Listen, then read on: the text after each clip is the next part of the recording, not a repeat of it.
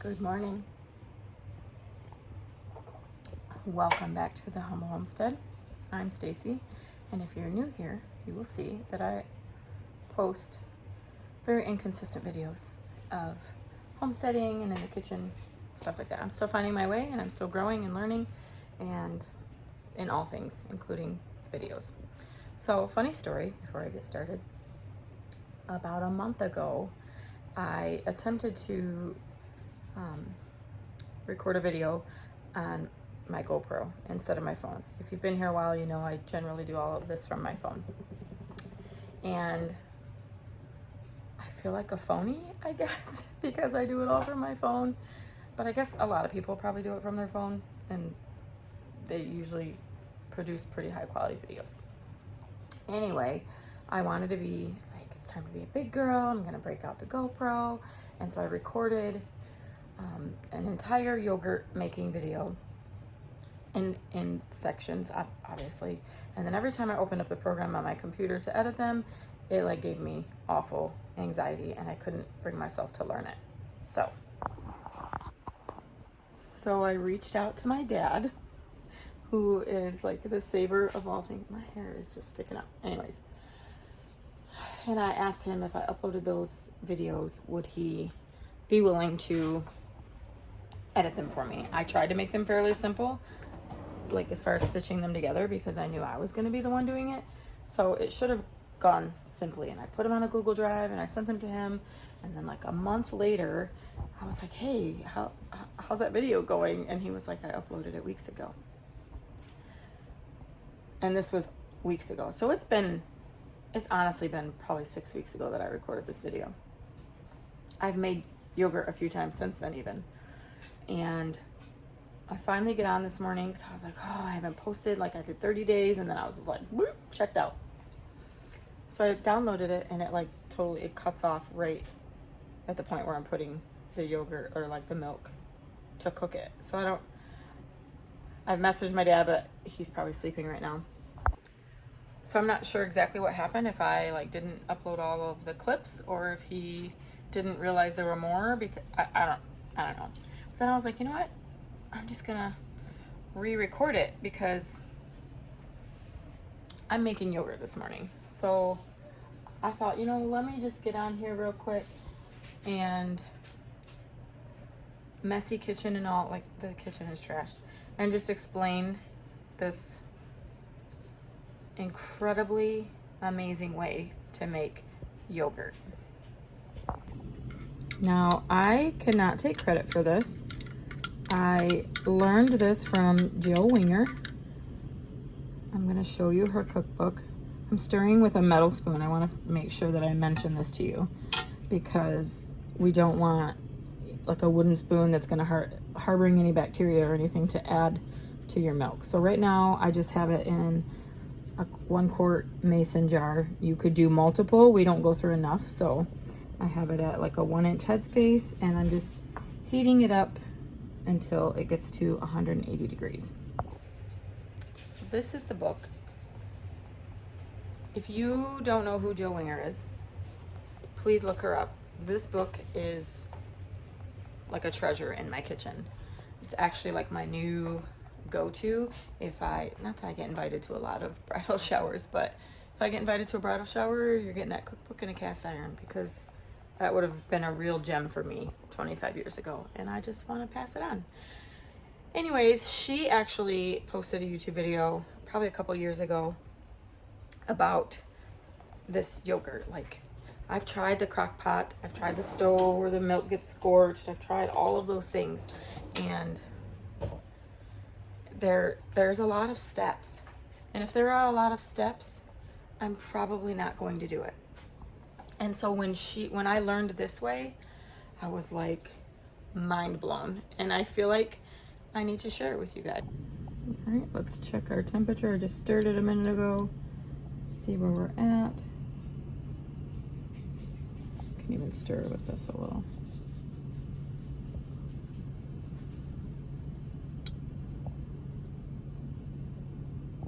Oops. Almost there. We're at 160. So just again, I have tried the crock pot recipe, I have actually, or like an Instapot thing. Mine is a Pampered Chef, so it doesn't even have like a proofing button like the regular Instapot crock pots or whatever. I say crock pot because I use mine as a crock pot very often. Anyway, I've tried it in there. I've tried it on the stove. It gets scorched, and a lot of the recipes like only tell you how to do it like by the gallon or by the half gallon. Like you can half it, I guess. I like this because one, you're making it in the jar that you're gonna store it in. So there's no dirty pots, there's no scorching. There's a little bit of like not really scorching, but like a little bit of milk cooked on at the bottom of the jar, like when we finish the yogurt and I wash it, like there's a little bit at the bottom, but it washes out super easy, and you're washing the jar anyway. So I just want to explain that's what makes this super nice. Like I'm heating it up in the jar that we're going to keep it in. Like there's no other jars. And I've made a few recipes of yogurt since the last time I attempted to film this video, and thank goodness I didn't record those, because I actually screwed up the last batch and had to buy a new container of like yogurt from the store. I ran the milk through the first time, and I'm pretty sure it overheated it. Like I cooked it to 210 and then realized that I forgot to add the yogurt. Like you have to add a live culture, so you have to add a yogurt culture to your cooked milk, and it didn't work. So I forgot to add that, and so the next day I tried to re-batch it. Like I put it in the fridge, and then the next day I tried to like re-cook it, reheat it, add the yogurt culture, and I probably could have made cream cheese at that point, but I was frustrated and I just threw it away. So shame on me, but we're making it again this time, and I'm gonna share it with you. If you notice this like film is starting, that's a good indicator that you're probably just about there. So let's stick that in. Never mind my dirty cast iron. I'm the only one that knows how to clean them around here apparently, and somebody cooked in it the other day, and there it says. Because we are like our first week, we homeschool, and this is our first week like back to school, like all of his activities. Look at that, 180. So we are going to turn this off. Okay, we're gonna grab it, use a pot holder, it's hot. And I'm just gonna set it right over here on the counter to cool. I am gonna put this lid just kind of lightly on it, just so that nothing gets into the yogurt. And then we'll keep checking on this, stirring it, letting it cool naturally until it gets to 110. Okay, I think we should be just about there. And just for reference, it is almost 10 after 7. So if you're wondering like how long it takes, and I do have it near a window that's open, so look at that. Just about perfect. So we're gonna add our yogurt. All right, I just have some Greek yogurt, and when I used to make, let's try it this way. I have some Greek yogurt, and I used to make Greek yogurt like you would strain out the whey, and you don't need to do that. So you need about 2 tablespoons. I'm measuring with my heart. There's 1. I'm using a fork because, and then there's 2. So I'm using a fork so that I can kind of whisk it in, and this is why you give yourself that inch of headspace, because it's coming up to the rim. Guys, I need you to give me a minute, please. So I'm just stirring that in real good. Alrighty. Now watch. Okay, again, I'm just putting a lid on it. Doesn't need to be sealed, just enough. I don't like using the plastic lid because I worry it'll melt even at 110. So here's the trick. Gotta have a dehydrator.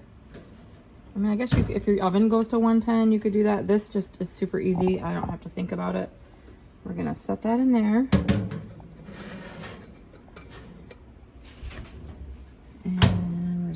on 110 for 12 hours and go. You can absolutely proof it for more than 12 hours. The longer you proof your yogurt, like the more tart it will become, I guess is the right word. So more like a sour cream. I find that 12 hours was pretty good. And just to answer maybe some questions that might come along if you're used to making your yogurt and you strain out the whey and that kind of stuff. The first time I made this, I actually tried that. So I put like a cloth over the jar and then just a ring on it. And then I tipped it upside down in a strainer to see, and I left it overnight. And I got like maybe a half a teaspoon of whey in an overnight period. So I don't think it's worth it. It comes out fairly thick, and I'll come back this evening.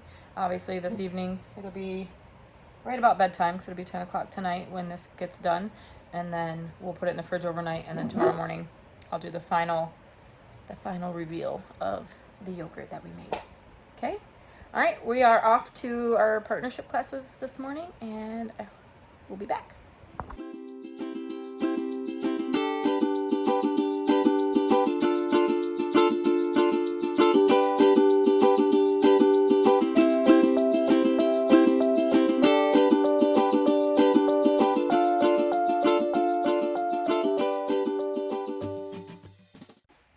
Okay, it's the next morning, and I'm going to show you guys what the yogurt looks like. No, it's not venison, it's just an old rib. If you look, whoops, can't video and do this at the same time. Finally get the kid to stop making noise and the dog comes in. So we just stir it up a little bit. If you look, it just like yogurt. Go. Now we'll take a little Go. taste test. Yum. Guys, you want some? You want some? We won't try anything new. Anyways, thanks for hanging out with us, guys. And this video has been like 6 weeks in the making, so I'm glad we finally got it done. We'll grow with you next time.